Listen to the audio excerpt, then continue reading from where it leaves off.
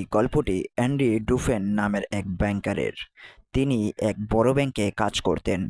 একদিন আদালত তাকে আজীবন কারাদণ্ড দেয় নিজের স্ত্রী ও স্ত্রীর প্রেমিকার হত্যার অভিযোগে। সাজা ঘোষণার পর তাকে পাঠানো হয় এমন এক জেলে যেখান থেকে আজ পর্যন্ত কেউ পালাতে পারেনি। এই জেলের নাম শশাঙ্ক।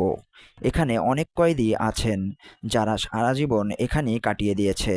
বাইরের দুনিয়া বদলে গেছে, কিন্তু এখানে সময় যেন থমকে আছে। এই জেলের নিয়মকানুন অত্যন্ত কঠোর।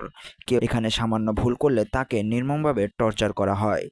অ্যান্ড্রি প্রথমে কারো সঙ্গে কথা বলেন না। একদিন তার দেখা হয় এক কয়েদির সঙ্গে। তার নাম রেড। রেড 20 বছর ধরে এই জেলে আছে, আর সে জেলের ভিতরে চোরাই পথে যে কোনো জিনিস বাইরে থেকে আনতে পারে। অ্যান্ড্রি তাকে বলে, আমার একটা ছোট্ট হাতুড়ি আর একটি অভিনেত্রীর পোস্টার দরকার। রেড অবাক হয়ে বলেন, তুমি কি ওই হাতুড়ি দিয়ে সুড়ঙ্গ খুঁড়তে চাও? অ্যান্ড্রি হেসে বলে, হাতুড়িটা এলে তুমি নিজেই বুঝবে।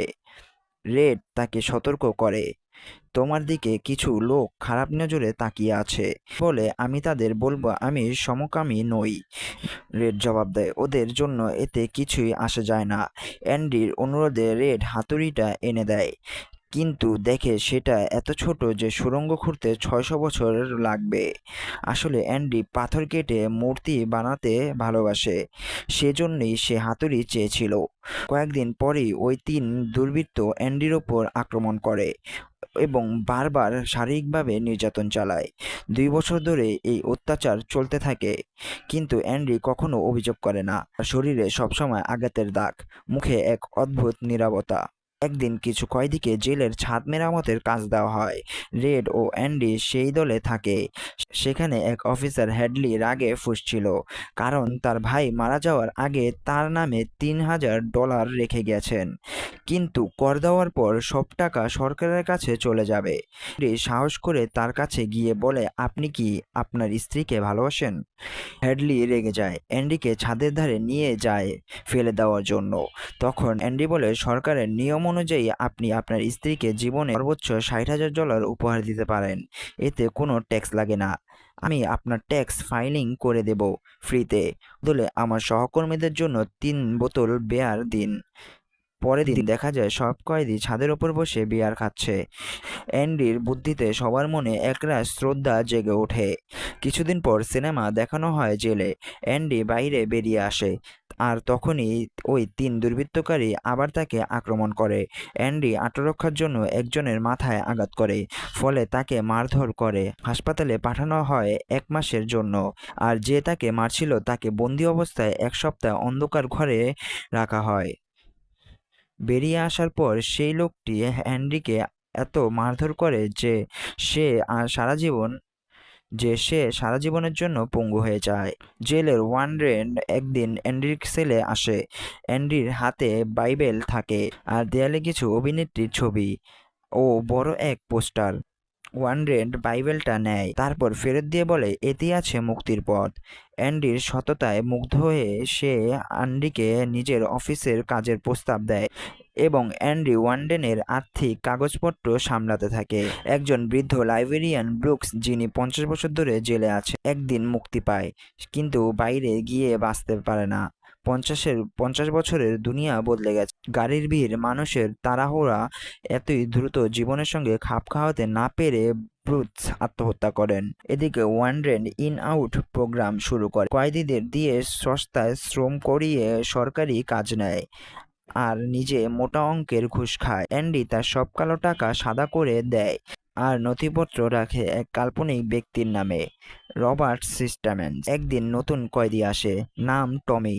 সে অ্যান্ডির কাছে পড়াশোনা শিখতে চায়। একদিন রেড তাকে বলে অ্যান্ডি নিজের স্ত্রী ও তার প্রেমিকাকে খুন করেছিল। টমি অবাক হয়ে জানায় সে এক জেলে এমন একজনের সঙ্গে দেখা করেছিল। সে গর্ব করে বলেছিল সে এক ব্যাংকারের স্ত্রী ও তার প্রেমিকাকে হত্যা করেছে। তার ব্যাংকার নির্দোষ হয়ে সাজা খাটছে। এতে বোঝা যায় অ্যান্ডি আসলে নির্দোষ। অ্যান্ডি ওয়েন্ডেনকে জানায়, কিন্তু ওয়েন্ডেন বিশ্বাস করে না, কারণ অ্যান্ডি তার গোপন টাকার হিসাব জানে। ওয়েন্ডেন টমিকে গুলি করে মেরে ফেলে। তারপর অ্যান্ডিকে 1 মাস ডানজিয়নে আটকে রাখে। 2 মাস পর অ্যান্ডি বেরিয়ে রেডকে বলে, আমি মেক্সিকোর সমুদ্র তীরে জুহাইতানাহো যাব। ওখানে আমি রেস্টুরেন্ট খুলবো, নৌকা সরাবো, মাছ ধরবো। রেড বলে, আশা খুব বিপজ্জনক জিনিস, মানুষকে পাগল করে দেয়। অ্যান্ডি হেসে বলে, আমার সামনে দুটো পথ, বেঁচে শ্বাসরুদ্ধ হয়ে থাকা, না হয় মুক্তি পাওয়া। সে রেডকে প্রতিশ্রুতি দিতে বলে, বুয়েকনস্ট নামে এক মাঠে একটা বড় গাছের নিচে কালো পাথরের তলায় কিছু পাবে। বাইরে বের হয়ে সেখানে যেও। সেই রাতে অ্যান্ডি তার সেলে ফিরে আসে। পরের সকালে দেখা যায় সে সেল থেকে উধাও। ওয়ারেন এসে পোস্টারে পাথর ছোড়ে, আর পাথরটা ভেতরে ঢুকে যায়। পোস্টারের পিছনে বিশাল এক সুড়ঙ্গ। অ্যান্ডি 20 বছর ধরে ওই ছোট হাতুড়ি দিয়ে দেয়াল খুঁড়ে সুড়ঙ্গ বানিয়েছিল, আর প্রতিদিন মাটি পকেটে করে বাইরে ছিটিয়ে দিয়েছে। সে ওয়ারেনের কালো টাকার নথিপত্র নিয়ে পালায়। রাতে সে নর্দমার পাইপ বেয়ে জেল থেকে বেরিয়ে আসে, ফুটবল মাঠের সামনে লম্বা পাইপের মধ্য দিয়ে। পরদিন ব্যাংকে গিয়ে র্যান্ডাল স্টিফেনসন নামে থাকা সব টাকা তুলে নেয়, মোট $2.95 মিলিয়ন।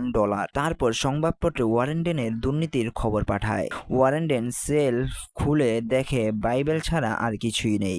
ভিতরে লেখা, তুমি ঠিক বলেছিলে, মুক্তি এখানেই। বাইবেলের ভিতরে ছিল হাতুড়ি লুকানো। পুলিশ আসার আগে ওয়ারেন নিজেকে গুলি করে মেরে ফেলে। কিছুদিন পর রেডের মুক্তি মেলে, কিন্তু 40 বছর জেলে থাকার পর বাইরে তার মন বসে না। সে আত্মহত্যা করতে চায়, কিন্তু অ্যান্ডির কথা মনে পড়ে। সে বুয়েকটনের সেই মাঠে যায়, কালো পাথরের নিচে খাম পায়। খামে টাকা ও চিঠি। চিঠিতে লেখা, মনে আছে আমি কোন জায়গার কথা বলেছিলাম? জিহান্তানেহো, আমি সেখানেই আছি, তোমার অপেক্ষায়। শেষে অ্যান্ডির লেখা, আশা ভালো জিনিস, সম্ভাব্য পৃথিবীর সেরা জিনিস, আর ভালো জিনিস কখনো মরে না। রেড অবশেষে সেই জায়গায় যায়, সমুদ্রের ধারে। অ্যান্ডিকে তার নৌকা মেরামত করতে দেখে, আর তারা আবার একত্রিত হয়। এখানেই ছিল এই মুভিটির সমাপ্তি। মুভিটি IMDb-তে রেটিং পেয়েছে 9/3। এই মুভিটির বাজেট ছিল $25 মিলিয়ন এবং আয় করেছে $59 মিলিয়ন। এই গল্প শেখায় আশা কখনো হার মানে না। কেমন লেগেছে মুভিটি আমাদেরকে কমেন্ট করে জানিয়ে দিন। আরও এরকম মুভি পেতে চাইলে সাবস্ক্রাইব করে পাশেই থাকুন। আশা করি ভালো লেগেছে। দেখা হবে পরবর্তী একটি ভিডিওতে। আল্লাহ হাফেজ।